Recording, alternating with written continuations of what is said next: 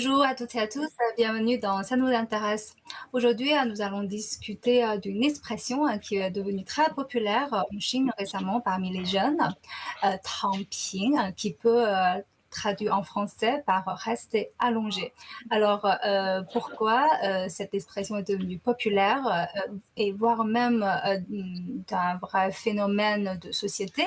Aujourd'hui, nous allons en discuter avec nos invités. Et avant cela, je vais inviter mon collègue Sun Yang pour faire partager avec nous les avis des internautes. Et je vais d'abord présenter mes invités. On a aujourd'hui le plaisir par visioconférence, Mondir Sajar Bechari, politologue et écrivain français, et Elvin Ravandara Sonatre, chef de projet à Uniford et directeur général de Clay China. Xu Xiaotong, étudiant à l'école internationale Youcheng, et Liu Zile, étudiante en politique internationale à l'université de Beijing, et enfin Liu Yuting est journaliste. Alors, bienvenue à tout le monde. Maintenant, je vais inviter ma collègue Sun Yang pour nous faire partager un peu les avis des internautes sur ce sujet. Ces dernières années, l'expression Tangping, c'est-à-dire rester allongé, est devenue très à la mode chez les jeunes Chinois, au point de susciter de nombreux débats sur les réseaux sociaux. Un internaute conseille aux jeunes de ne pas rester allongés. Il dit « Plus on reste allongé, plus on est angoissé. Il vaut mieux être occupé ». Mais un autre internaute dit « Ce que j'appelle rester allongé, c'est juste pouvoir quitter le bureau une fois le travail est terminé, sans faire trop d'heures supplémentaires, afin de pouvoir passer plus de temps avec ma famille. » Et un autre internaute ajoute aussi « Rester allongé ne signifie pas qu'on ne fait rien du tout, mais qu'on se préoccupe davantage de sa qualité de vie et du monde intérieur. » Un autre affirme aussi « Il n'y a aucune règle stipulant comment je dois vivre ma vie. Même si je reste allongé, personne n'a le droit de me donner des leçons sur la manière de gérer ma vie. » Et ce mouvement Tangping de la jeunesse chinoise a fini par attirer l'attention des internautes étrangers. Un internaute évoque « Les jeunes occidentaux font la même chose. La culture ethnique devient plus importante chaque jour. » Et un autre internaute dit « C'est très intéressant de constater qu'en Chine, le bon sens s'impose aussi rapidement. Ils ne sont plus obsédés par l'idée de faire fortune et ils sont désormais en quête de bonheur. Et moi, je suis aussi issue de la génération 90. D'après mon expérience, il y a beaucoup de jeunes qui ont décidé de ne plus suivre aveuglement certains critères prédéfinis par la société. Dans notre bouche, ce terme de Tangping n'est pas synonyme de laisser tomber. Nous allons continuer à nous battre, mais nous avons une définition plus large de notions comme la réussite ou le bonheur. Comme le dit très bien cet internaute, à moins d'y être contraint, personne n'est prêt à abandonner tout espoir d'une vie meilleure. Alors, que vous inspirent ces commentaires des internautes? Alors, il y a quand même beaucoup d'angles, il y a beaucoup d'avis différents. Alors, je vais peut-être commencer par Sautron, parce que vous êtes le plus jeune parmi nos invités aujourd'hui. Vous allez à l'université cette année, donc quel est votre avis sur ces commentaires d'internautes et le sujet de Trumping? Pour un adolescent, je pense que nous utilisons la phrase Tangping et on applique principalement aux situations qui est liées avec le travail scolaire. Et en tant qu'élève de l'école secondaire, je pense que euh, on utilise beaucoup d'énergie pour obtenir des résultats scolaires élevés, mais la plupart du temps, enfin, les résultats ne sont pas tellement idéaux et pas à cause de ça. Parfois, on parle on commence à s'allonger ou à tramping parce qu'on pense que ce sera plus simple pour nous de juste arrêter d'étudier tellement pour l'école parce que même si on utilise tellement de notre temps avec l'école, nos résultats sont toujours pas idéaux. Donc c'est une façon de dire que on va être un peu à se permettre d'être un peu paresseux par rapport au travail scolaire, c'est ça? Ouais. Et Tselo, quel est ton avis, votre avis, parce que vous êtes aussi universitaire, alors au milieu université, comment ce terme est développé? Ah oui, je pense que Tamping est un moyen de médier ses émotions. C'est une excuse pour faire une pause et se détendre pour un moment. C'est temporaire dans le temps et nous ne restons pas allongés tout au long de nos étapes de vie. Mounir, est-ce qu'il y a Oui. des avis d'internautes que vous êtes d'accord avec ou pas d'accord avec? Alors, premièrement, je pense que c'est très important de savoir diviser les choses et de ne pas généraliser. Ce qu'on parle maintenant du phénomène de Tongping n'est pas forcément un phénomène uniquement par rapport à une génération. C'est avant tout un phénomène urbain et par rapport à une classe sociale et économique spécifique. Parce que si on regarde la Chine, il faut savoir segmenter la Chine en fonction des premières villes, ce qu'on appelle first tier cities, la Chine industrielle et la Chine agricole, ou la Chine beaucoup plus rurale et encore en développement comme toutes les provinces de l'Ouest comme Guizhou, Yunnan, Qinghai, etc. Si on regarde la sociologie de la Chine par rapport à sa géographie, à son développement économique et social, on n'aura pas tout le temps le phénomène de Tongping. Tongping est un phénomène par rapport à une confrontation violente des prix et de l'inflation urbaine qu'on trouve surtout à Pékin, Shanghai, Shenzhen, Hangzhou, Tianjin, un petit peu de Chengdu et Guangzhou. Mais si on regarde un petit peu à l'extérieur de cela, le phénomène de Tongping n'est pas assez fort. Je pense que au-delà, c'est pas, j'aime pas dire le mot paresse. Je pense pas que c'est un mot paresse. Je pense que c'est plus une nouvelle sagesse par rapport à une nouvelle conscience de ce qu'est la philosophie de vie et où la question du bonheur se réside. Et cela peut être une question de santé mentale, de psychologie et aussi d'une nouvelle appréciation du matériel qui est beaucoup plus secondaire qu'auparavant.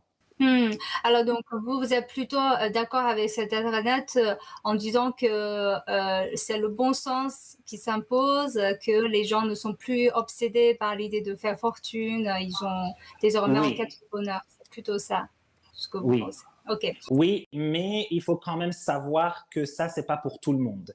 Je pense quand on vient de régions beaucoup plus rurales et beaucoup plus pauvres, le Tongping n'est pas un luxe qui est accessible. Et ça, ce n'est pas une question de Chine, c'est juste une question de développement économique mondial, qu'on soit en France, aux États-Unis ou en Chine. Les personnes qui viennent des régions moins développées n'ont pas le luxe de penser à le plaisir de Tongping. Et Elva, quel est votre avis? Pour moi, le camping, c'est un terme qui définit le balance de vie. C'est d'avoir une bonne balance entre le monde du travail et aussi de pouvoir poursuivre ses intérêts personnels. Et comme l'autre internaute a dit, que c'est vraiment important de pouvoir aussi poursuivre nos intérêts quand on a le temps, parce qu'il ne faut pas que travailler, il faut se recharger pour mieux travailler dans le futur. Et nous, comme étant des habitants dans des villes assez développées, nous avons cette possibilité de faire ça. Mais tandis que dans les pays ruraux, ils n'ont pas le moyen, ils doivent travailler dur pour pouvoir atteindre ce niveau. Hey, je veux réagir sur les commentaires je crois que c'est le deuxième et le troisième internaute. Je crois qu'il veut plutôt parler d'un autre phénomène présent maintenant plutôt dans les métropoles en Chine qui s'appelle l'involution ou bien concurrence abusive. C'est-à-dire, par exemple, dans les entreprises, les employés et surtout les jeunes employés, ils travaillent des heures et des heures supplémentaires et ils ont des réunions interminables, puisque les autres font comme ça. Et les autres font même encore davantage. Apparemment, ce genre de concurrence abusive ne lui apportera ni les avantages économiques sur son revenu, ni le sentiment de réussite sur ce travail. Donc, je crois que le tramping, pour eux, c'est plutôt une résignation à ce genre de concurrence abusive. En fait, ce que je voudrais bien savoir, par exemple, Sartron, pourquoi c'est depuis ces dernières années que le mot tramping est devenu aussi populaire, parce que Avant, on ne parle pas vraiment de ça, mais maintenant, c'est devenu tellement populaire, tellement courant.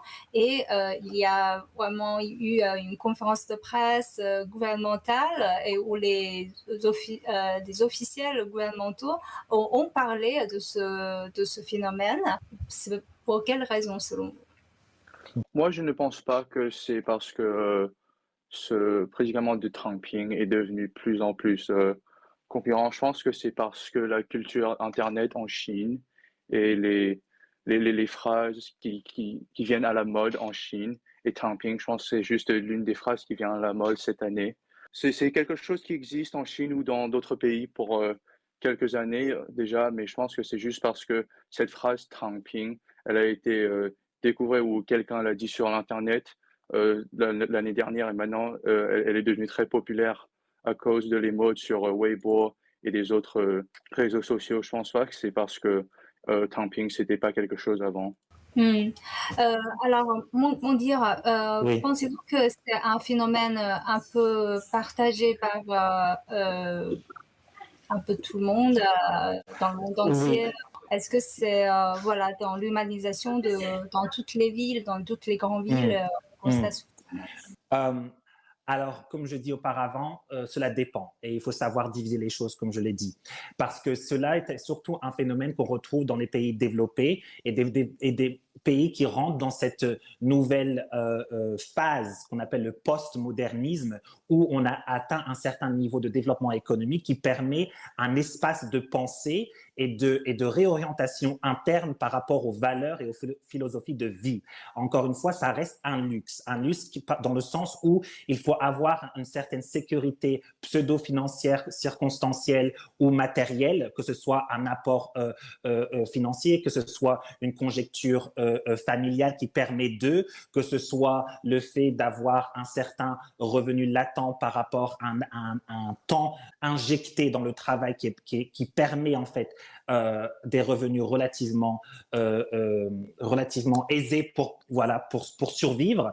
Une fois qu'on a dépassé ce stade de survie, une fois qu'on a dépassé ce stade de besoins primaires, alors la question de penser de qui je suis, de ce que je veux, de où sont mes valeurs et ce que je recherche est alors de plus en plus présente. En revanche, si on regarde le monde, à savoir 8 milliards d'habitants, plus de 3,5 milliards de gens qui vivent encore avec moins de $3 par jour, avec plus de 80% des pays qui ont un développement économique encore très primaire.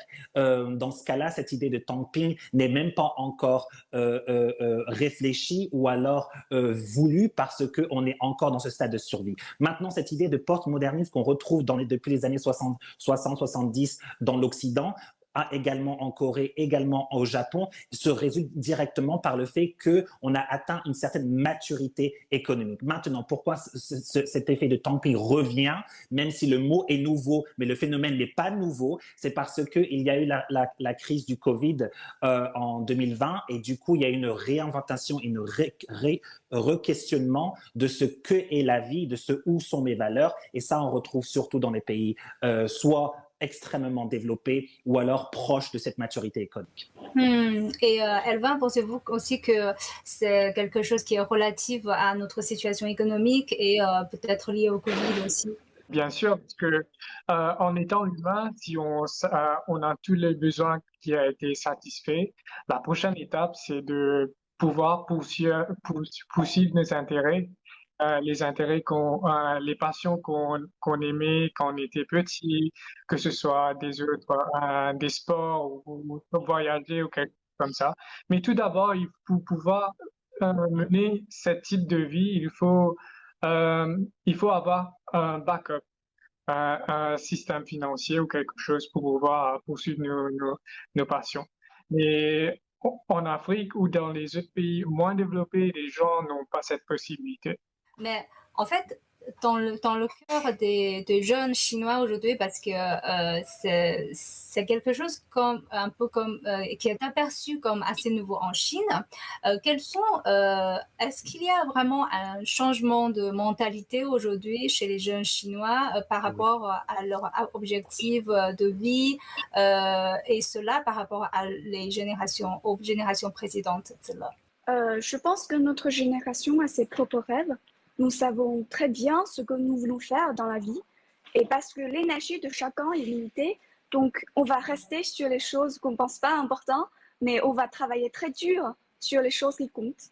Et je pense que Tramping se limite à quelque chose qu'on ne pense pas importante. Mais par exemple, moi, j'aime particulièrement la danse et parce que je me sens confiant pendant la danse et heureux et détendu après la danse. Et donc, je vais pas rester allongée sur la danse, mais au contraire, je vais pratiquer et je vais travailler très dur jusqu'à ce que je sois satisfaite. Donc, je pense que c'est Tramping. Oui. Et c'est vrai qu'on constate aujourd'hui de plus en plus de jeunes comme vous à l'université a vraiment une passion de extrascolaire qui est un peu différente que les générations précédentes, n'est-ce pas? Je pense que, comme j'ai dit avant, c'est un moyen de médier ses émotions. Et par exemple, l'année dernière, j'ai eu beaucoup de difficultés lors de ma recherche d'emploi. Et j'ai aussi fait des remarques que je veux Tramping sur les réseaux sociaux. Mais en fait, je veux juste me consoler, surtout quand je vois il y a beaucoup d'autres gens comme moi disent la même chose. Et je ne me sentirai pas triste, car je sais non seulement moi, mais il y en a beaucoup d'autres gens comme moi rencontrer la difficulté. Je voyais que Mondine a voulu réagir. Apparemment, vous aimez bien la danse aussi. Oui, je danse également. C'est l'une de mes premières passions. Mais je voudrais aussi revenir à ce que mademoiselle a dit. On dit souvent que nous sommes avant tout les enfants de notre génération, avant d'être les enfants de nos parents. Cela veut dire qu'il y a une grande influence dans notre caractère et dans notre développement personnel et de personnalité en fonction de la génération dans laquelle on vit. Cette génération, donc on parle aujourd'hui de ce qu'on appelle les millennials ou la génération Y, donc comme je pense la majorité d'entre nous viennent des années 80, sont nés dans les années 90, moi également 92. On est entre deux phases très très importantes. On entre dans une ère d'Internet et de 5G, digitalisation, etc. Et en même temps, on reste aussi avec une enfance qui est beaucoup plus proche de celle de nos parents. Du coup, il y a un mariage en fait de choix qui sont constamment stimulés par une plus grande conscience de ce qui est possible et de où notre possible peut être créé. Quelque chose que nos parents, par exemple, n'avaient pas le choix parce qu'on ne manque pas ce qu'on ne connaît pas. Je pense que, par exemple, les parents de mademoiselle peut-être ne connaissaient pas c'était quoi le tango ou la salsa parce que dans les années 70 ou 80, on n'avait pas encore cette conscience d'eux en Asie. Or, aujourd'hui, mademoiselle va savoir les différents types de tango dans l'Amérique du Sud. Ça veut dire qu'il y a une exposition et un accès à l'information qui est beaucoup plus révolutionnaire, mais qui aussi traduit un nouveau monde dans lequel notre génération est entre les deux, entre génération Y et Z. Et du coup, cela donne en fait un pouvoir de choix beaucoup plus grand et beaucoup plus subtil. Et Yuting, quel est votre avis? Alors, je pense que comme notre économie a vu la fin de l'hypercroissance et passer à un développement axé sur la qualité, donc je crois qu'aujourd'hui, les jeunes bénéficient moins de dividendes de croissance comme les générations par rapport aux générations précédentes. Donc, les jeunes d'aujourd'hui, ils sont devenus plus réalistes. Donc, le Tramping, pour eux, c'est plutôt une conciliation entre les réalités et leurs attentes. Donc, je vois bien que les jeunes, ils se battent ou bien ils donnent beaucoup d'énergie sur les choses qu'ils aiment plus. Mais pas sûrement c'est pour le travail ou bien pour une réussite sur la richesse ou bien oui, une réussite traditionnelle, on dit. Ouais. En fait, ils disposent de plus en plus de possibilités dans d'autres domaines qu'ils peuvent investir. Alvin, quel est votre avis là-dessus?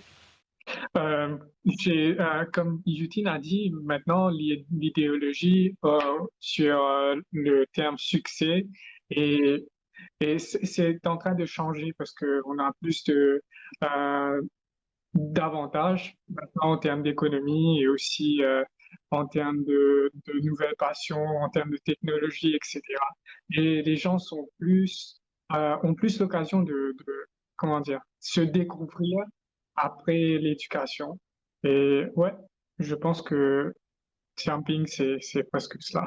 Oui, alors, en fait, je voudrais revenir sur vous parce que en parlant qu'on reste pas vraiment tramping sur les choses qu'on aime, je sais que vous avez fait, même si vous êtes lycéen, vous avez fait un gros projet pour les orphelins dans une région très reculée en Chine. Donc là, c'est quand même quelque chose qui ne sont pas vraiment liés directement à votre travail scolaire, mais ça vous motive.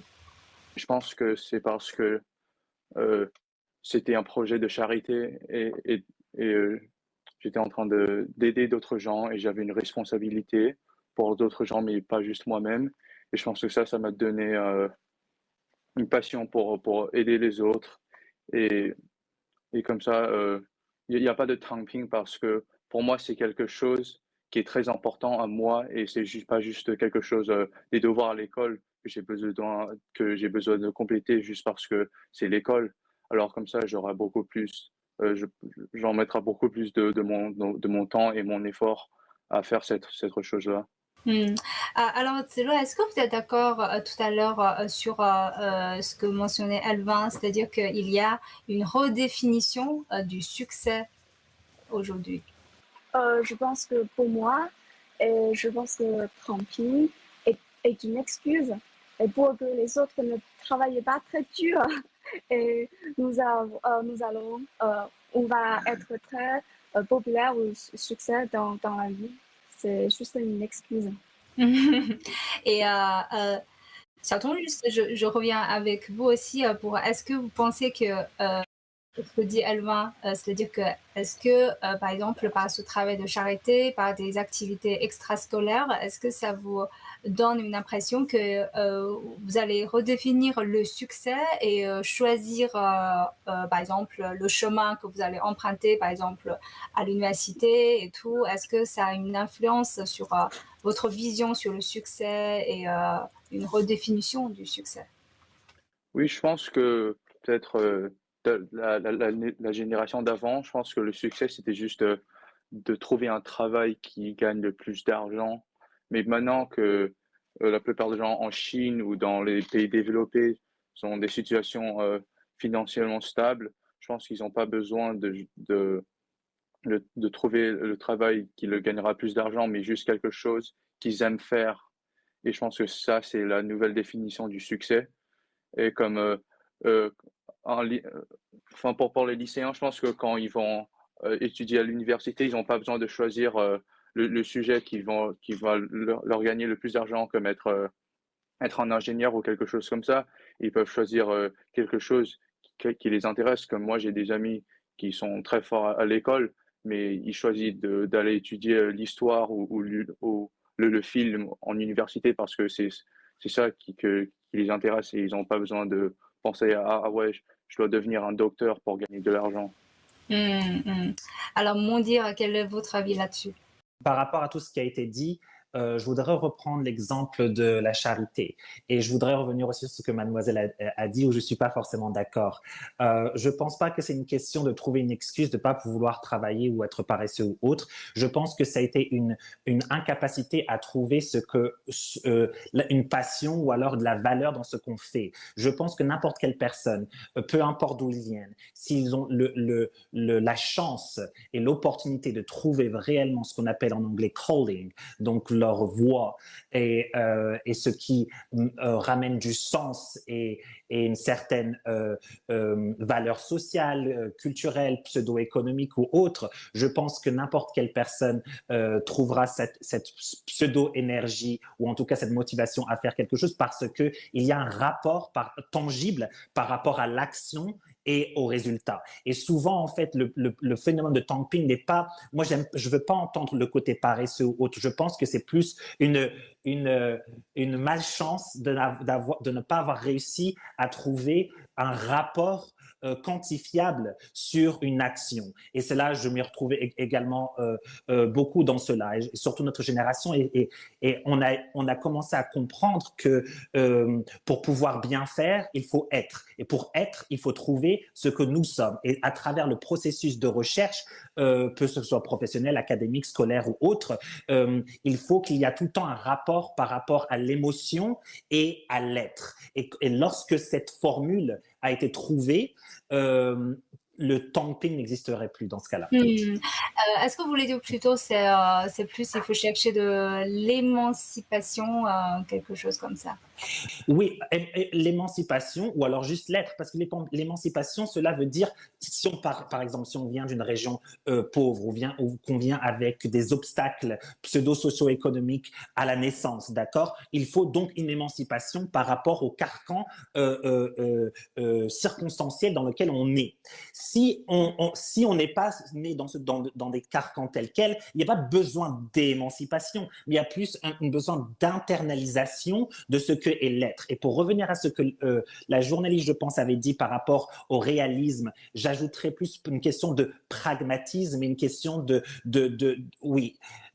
philosophie où l'hédonisme, l'épicurianisme et enfin le stoïcisme se mélangent. Parce que plus il y a une recherche de soi, plus il y a des questions philosophiques qui sortent. Or, quand on est en train de construire une économie, construire une société, quand on est dans un processus industriel, il n'y a pas l'espace à la philosophie. Il y a juste l'espace au matériel. Et du coup, si on comprend cela d'un point de vue beaucoup plus large et historique, on voit qu'il y a, oui, comme vous avez dit, un processus d'émancipation pour des régions pseudo-industrielles ou pauvres, ou alors, dans ce cas-là, si ça, c'est déjà derrière, il y a donc un processus de retour vers soi, d'internalisation et de pouvoir essayer de trouver un certain contentment avec le présent et le temps dans lequel on est.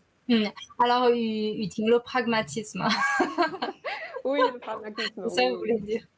Ben, je veux dire sur le niveau social, pour vraiment tramping, comment dire, il faut savoir assumer beaucoup de pression sociale parce que il faut un cœur solide pour pouvoir. Oui. Par exemple, mes parents, ils sont nés dans les années 60. Pour eux, leur génération, la réussite, c'est la réussite traditionnelle. La richesse et un bon état social, c'est ça la réussite. Mais aujourd'hui, les jeunes, on a une variété de définitions sur la réussite. Mais c'est pas toute la société n'est pas d'accord sur un genre de réussite. Quand il y a ce genre de divergence, si tu veux chercher ta propre définition de réussite, hein, il faut savoir assumer beaucoup de pression sur d'autres générations. Ouais. Et Elvin, parce que c'est vous qui avez mentionné la redéfinition de réussite, est-ce que vous pensez que quand même on a besoin, on est influencé aussi par les pressions sociales, les pressions de tes parents, de vos parents, est-ce que il y a une influence comme ça sur vous?